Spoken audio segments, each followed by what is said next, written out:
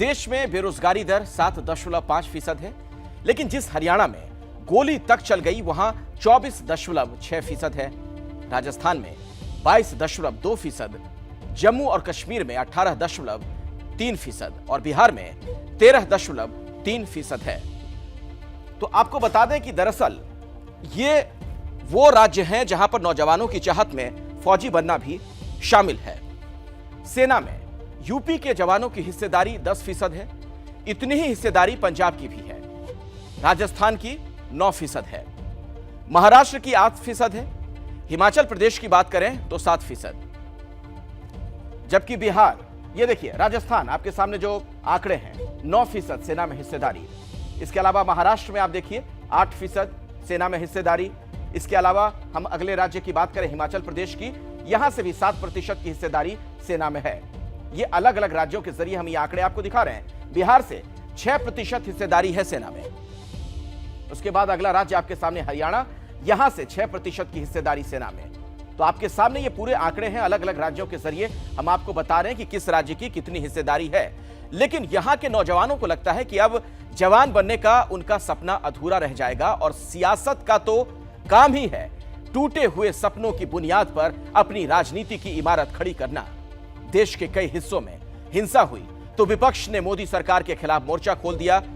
विपक्ष ही क्यों, जेडीयू जैसी सहयोगी पार्टी ने भी अग्निपथ स्कीम पर फिर से सोचने की सरकार से मांग कर दी है।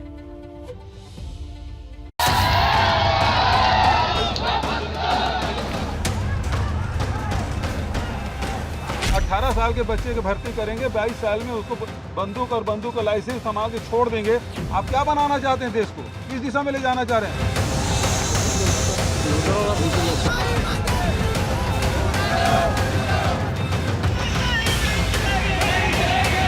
नौजवान कौन होगा? आरएसएस का कार्यकर्ता होगा, बीजेपी का कार्यकर्ता होगा या कौन होगा?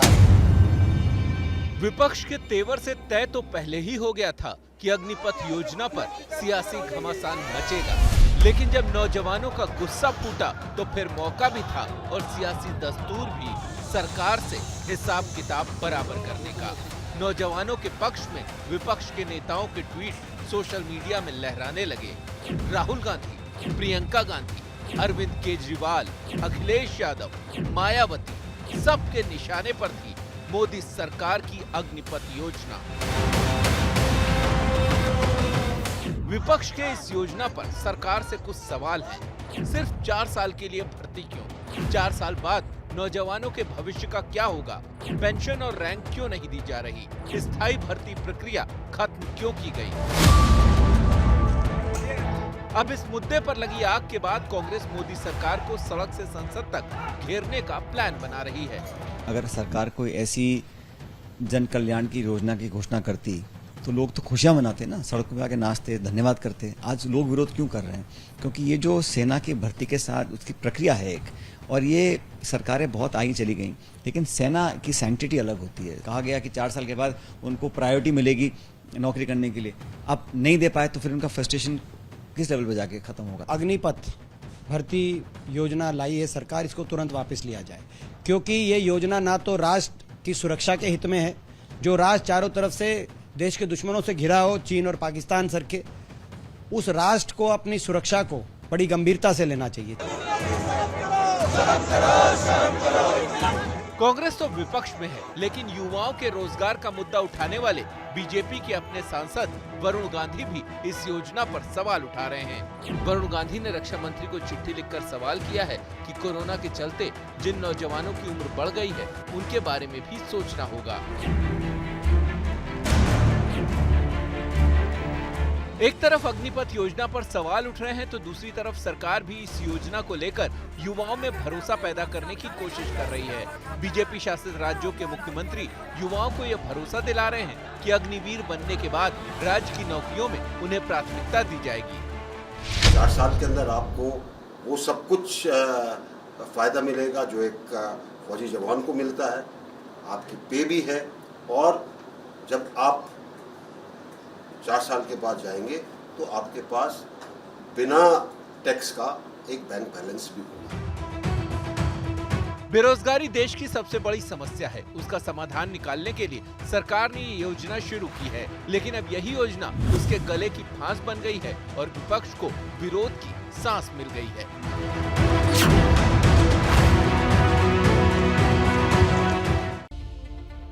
देखिए, एक तरफ नौजवानों का गुस्सा है, आक्रोश है कि अग्निपथ योजना में तो उन्हें आग के रास्ते पर ही चलना होगा, तो दूसरी तरफ सरकार की दलील है कि यह योजना युवाओं की बेहतरी और सेना के आधुनिकीकरण के लिए है। विरोध कर रहे नौजवानों की दलील यह कि 4 साल की नौकरी का मतलब हुआ कि 4 साल बाद वो बेरोजगार हो जाएंगे, लेकिन सरकार की दलील है कि उन्हें दूसरी नौकरियों में तरजीह दी जाएगी। विरोध करने वालों का तर्क यह भी है कि 4 साल बाद 75% सैनिक वापस लौटा दिए जाएंगे, यानी 3/4 लोग बेरोजगार हो जाएंगे। जबकि सरकारी पक्ष की दलील यह है कि नई योजना से सेना ज्यादा युवा होगी, ज्यादा जोश से काम करेगी और उसकी औसत आयु कम होगी। विरोध करने वालों का एक और भी तर्क है, चिंता यह भी है कि पेंशन सुविधा खत्म हो जाएगी। वैसे भी सिर्फ फौज में ही पेंशन थी, लेकिन सरकार की दलील यह कि महज 4 साल की नौकरी में 12 लाख रुपए की एक मुश्त रकम मिल जाएगी, जिससे युवाओं का भला होगा। अब सारा मामला सेना के प्रति लोगों के जुनून और साख का बन गया है।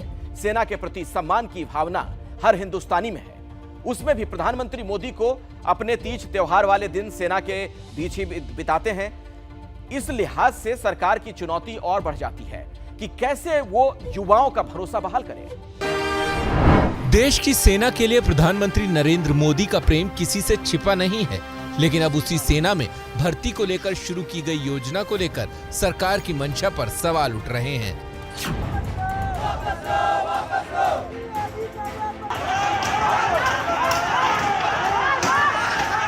भारत माता की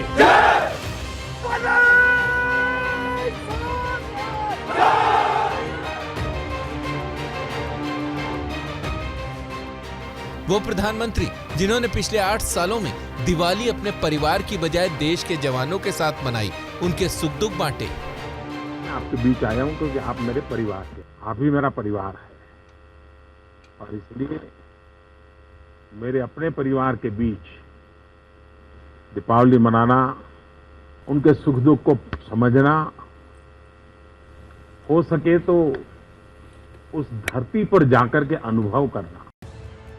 जब उरी और पुलवामा जैसे हमलों में जवान शहीद होते हैं तो प्रधानमंत्री को तब तक नींद नहीं आती जब तक वो दुश्मन से हिसाब बराबर नहीं कर लेते। उरी ने हमें सोने नहीं दिया। जवान के खून का एक एक बूंद हमारे लिए पवित्र होता है।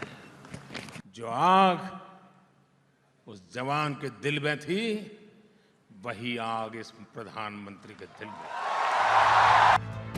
वो प्रधानमंत्री जो देश की सेना के चट्टानी इरादों का मान करते हैं और उनकी जरूरतों को भी समझते हैं। वो प्रधानमंत्री जिन्होंने सैनिकों की 1 रैंक 1 पेंशन वाली मांग को राष्ट्रीय मुहिम बना दिया और उसको पूरा भी किया। 1 पेंशन हो गए। भारत सशक्त होना चाहिए। हमारे फौज के हाथ में दुनिया का सबसे अच्छे संसाधन होने चाहिए। आज वही मोदी सरकार देश के युवाओं के आक्रोश के निशाने पर है। देखिए, आज हिंदुस्तान में प्रति व्यक्ति औसत आय 1.5 लाख रुपए सालाना है, लेकिन यही आम आदमी जिसे अपना सांसद बनाकर संसद में भेजता है, वो किस कदर मालामाल होता है, आप उसे भी समझ लीजिए। एक सांसद को 1 लाख रुपए महीना तनख्वाह मिलती है, उस पर से हर महीने संसदीय क्षेत्र के लिए 70,000 रुपए का भत्ता मिलता है। ऑफिस के लिए 60,000 रुपए महीने का भत्ता। दिल्ली में आवास मुफ्त में मिलता है। फर्नीचर के लिए 1 लाख रुपए मिलते हैं। बिजली 50,000 यूनिट तक फ्री में मिलती है। इलाज मुफ्त में होता है। 3 टेलीफोन मिलते हैं जिन पे 1.5 लाख तक कॉल फ्री है। अगर संसद चल रही है तो 2,000 रुपए प्रतिदिन दैनिक भत्ता भी मिलता है। ट्रेन में एसी फर्स्ट क्लास में अपनी पत्नी के साथ मुफ्त यात्रा की सुविधा है। और अगर कोई शख्स बस एक बार सांसद बन गया तो कम से कम 25,000 तो पेंशन मिलेगी ही।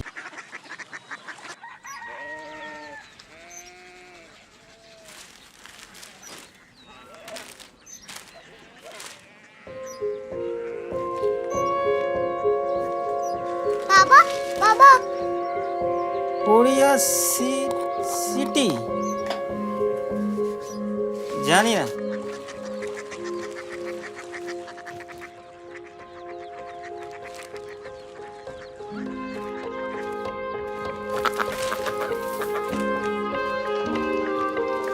Korea city.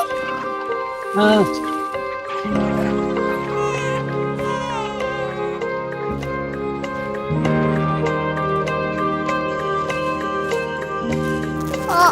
कोरिया सिटी कहाँ पे है? शहर अंग्रेजी लगे हैं।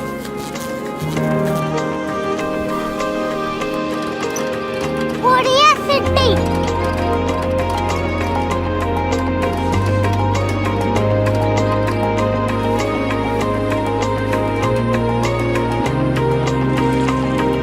वो बहुत दूर है।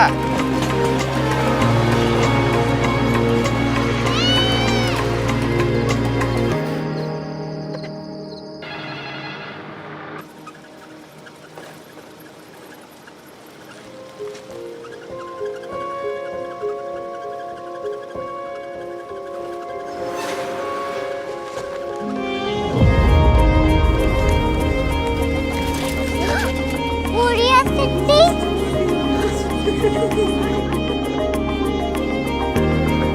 दुनिया कुछ लोग बड़े होते हैं। कोरिया सिटी कहाँ है? प्रोफेसर साहब को पता होगा।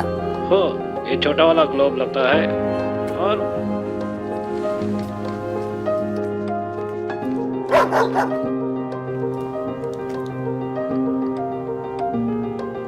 पता नहीं, मेरी बेटी से जाके मिल लो, शायद उसे मालूम हो।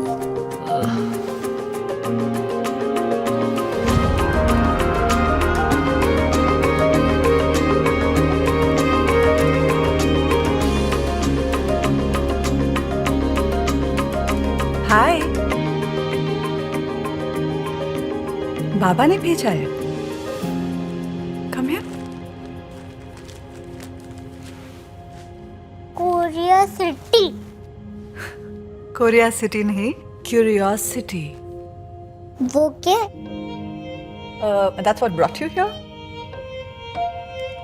जो तुम्हें यहाँ तक ले आया। क्यूरियोसिटी।